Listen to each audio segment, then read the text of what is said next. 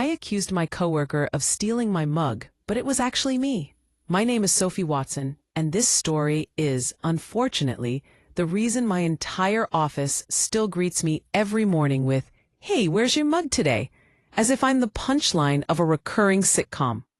It started on a Monday, because of course it did. The kind of morning already cursed by an alarm that didn't go off, a bus that didn't stop, and a coffee craving that could flatten a rhino. I walked into the break room like a woman possessed, ready for caffeine salvation, only to find my favorite mug missing. Not just any mug, the mug. White porcelain with tiny daisies, a birthday gift from my sister. The only thing between me and workplace homicide before 9 a.m. At first, I assumed it had been misplaced. I checked every shelf, peeked inside the dishwasher, even glared into the trash can, as if the culprit might have gone full villain. Nothing. The spot where it normally sat, perfectly centered beside the sugar jar, was empty, and that small circle of dust around it mocked me like a chalk outline. By 8:35, I'd officially declared it theft. And because no caffeine equals no dignity, I began the kind of gossip trail that would make tabloids blush. "You've all seen my mug, right?" I asked as I passed the marketing pod. "White, flowers, wholesome energy? Now it's gone. Poof." Someone couldn't resist the charm. No one confessed, not even a nervous laugh. Suspiciously silent, a whole lot of them. Especially one person, Harper, the quiet, calm new hire in HR, who had brought a mug to morning meetings last week that looked eerily similar. I remembered it spinning in her hands as she talked about employee feedback forms. Could it be mine? Fueled by caffeine withdrawal and delusion, I convinced myself justice was calling. Around lunch, while most people were glued to their desks, I marched over to HR armed with investigative confidence and a granola bar. Breakfast, don't judge. Harper looked up, startled but polite. "Hey, Sophie, what's up?" she asked. "What's up?" I repeated, aware I sounded deranged. "Is that someone here stole my mug?" Her eyes widened. "Oh no, did you check the—" "That mug on your desk," I interrupted, pointing like an unhinged TV detective. "Where did you get it?" She blinked, then answered slowly, I think from the supply cabinet. It was just sitting there." I leaned closer, scanning the daisies, identical. My adrenaline thrummed. "That's my mug." Her cheeks flushed. "Are you sure? I mean, there's no name on it." "There were emotional fingerprints," I said with tragic conviction. The atmosphere thickened into excruciating silence. Other HR staff looked up from their screens, sensing the scent of chaos. I snatched the mug, gently, mostly, and marched back to my cubicle, victorious but trembling. And then I saw it, sitting on my filing cabinet, half hidden behind an unopened box of printer paper. My real mug, still crusted with yesterday's coffee ring. I froze mid-stride. The daisies on Harper's mug had little yellow centers. Mine had white ones. Dear universe, dig a hole. I stood there, holding someone else's innocent mug, realizing I had turned a petty misunderstanding into a workplace legend.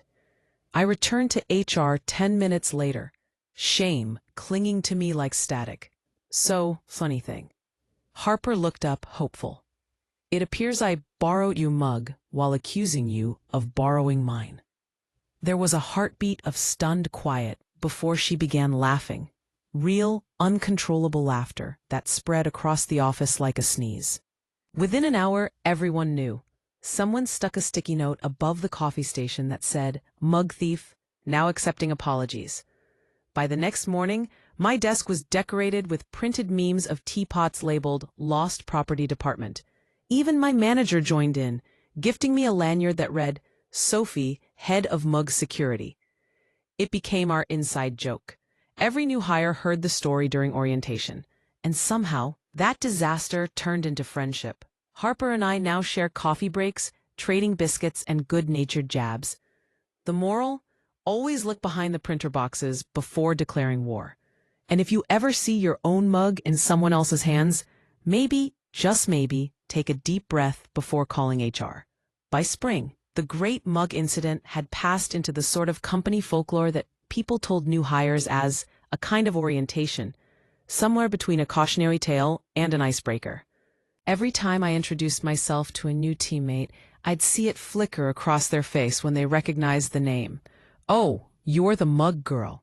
I used to flush at that, but now I found myself smiling. Because strangely, that ridiculous episode had become a shorthand for, it's okay to mess up here, and that was something worth being known for.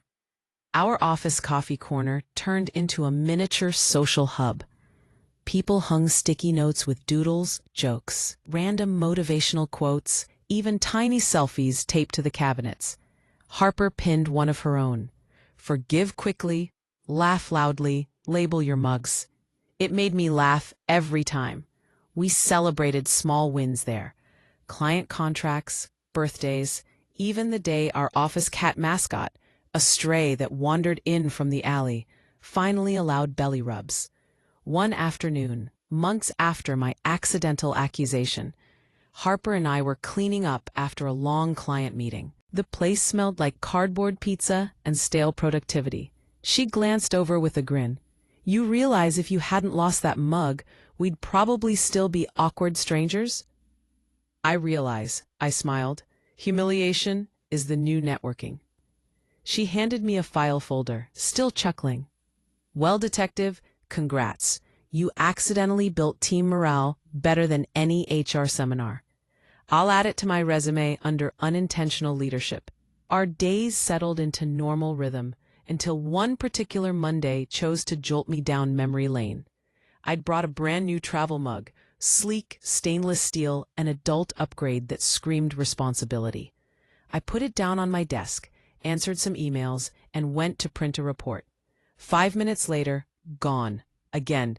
At first, I thought it was the universe playing some kind of cosmic rerun. Panic started to bubble until I noticed Harper standing at my cubicle's edge, trying and failing to keep a straight face. She raised my travel mug with exaggerated caution. "Is this your mug? Or shall I call the authorities?" I groaned, laughing.